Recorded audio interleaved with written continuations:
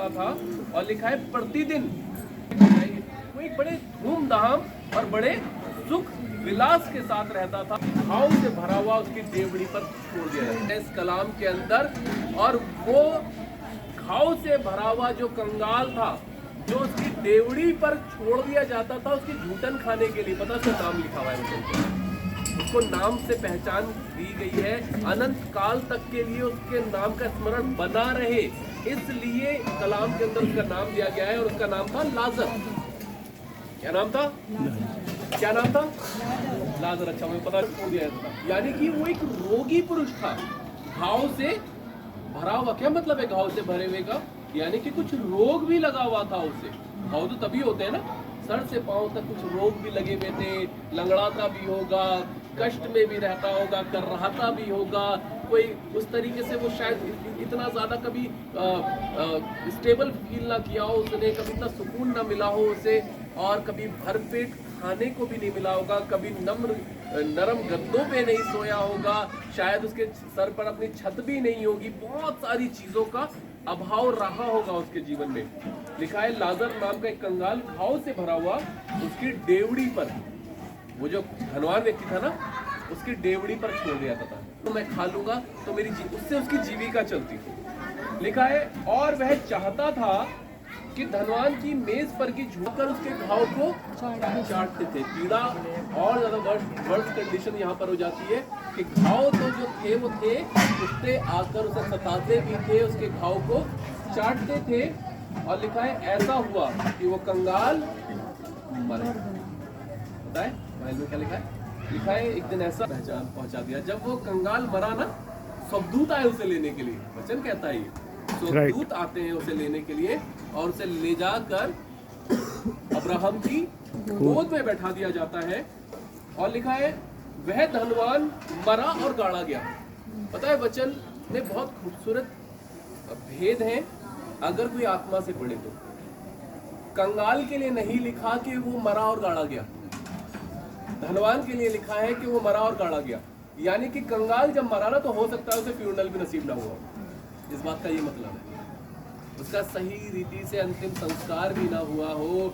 कोई 4 लोग बड़ा बामुश्किल इकट्ठा हुए हो, उन्हें कहा अरे ये कैसे मर गया, चलो ठेले पे रखो, इसे दफना के आते हैं कुछ और, क्योंकि धनवान तो धनवान ठहरा। लिखा है धनवान भी मरा और गाड़ा गया। और लिखा है अधोलोक में उसने पीड़ा में पड़े हुए अपनी आंखें उठाई। इसने धनवान में कहाँ गया ये? नरक में, अधोलोक में। लिखा है अधोलोक में उसने पीड़ा में पड़े हुए अपनी आंखें उठाई और दूर से अब्राहम की गोद में लाजर। पता है दूर से देखता है, नरक की पीड़ा में पड़ा हुआ है। कहाँ इसका जीवन ऐशो आराम में था, बड़े धूमधाम से रहता था, मलमल पहनता था, सारी चीजें, पर आज इसे एक ऐसा शरीर दिया गया है नरक में जो बार बार जलेगा और बार बार स्किन आएगी उस पर, बार बार नाश होगा और बार बार फिर से वो स्किन आ जाएगी। ये एक ऐसी पीड़ा है जिसका कभी कोई अंत नहीं है। जैसे अनंत काल का जीवन है ना, ऐसे ही अनंत काल की मृत्यु भी है, यानी कि कभी ना खत्म होने वाली मौत। और उसके अंदर ये प्रवेश कर गया है। और लिखा है आंखें उठाकर दूर से इसने देखा कि वो लाजर जो मेरी डेवड़ी पर पड़ा रहता था, आज वो बड़ा खुश है, वो स्वर्ग में है, वो अब्राहम की गोद में बैठा है। हाँ जी।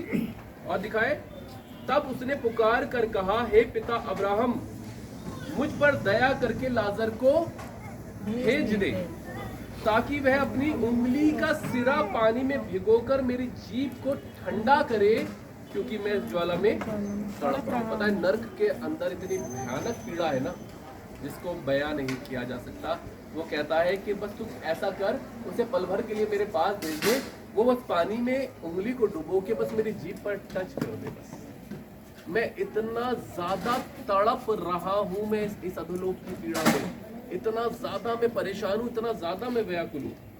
लिखा है परंतु अब्राहम ने कहा, हे पुत्र, स्मरण कर कि तू अपने जीवन में अच्छी वस्तुएं ले चुका और वैसे ही लाजर बुरी वस्तुएं, परंतु अब वह यहाँ शांति पा रहा है और तू तड़प रहा है। लिखा है इन सब बातों को छोड़ हमारे और तुम्हारे बीच एक भारी गड्ढा ठहराया गया है कि जो यहाँ से उस पार तुम्हारे पास जाना चाहे वो ना जा सके और ना कोई वहां से इस पार आ सके। पता है बड़े, मैंने जैसे कहा, बड़ा खूबसूरत कलाम है। स्वर्ग और नर्क को आप इस कलाम के माध्यम से समझ सकते हैं। अधोलोक है, बीच में एक बहुत भारी हो, इस पार नहीं आ सकता। और पता है नर्क की सबसे बड़ा भयानक पीड़ा पता है क्या है? नर्क के अंदर पुराने जीवन की यादें बनी रहती हैं। पुराने जीवन की यादें सबसे ज्यादा मनुष्य को क्या परेशान करती हैं? यादें। मेरा ये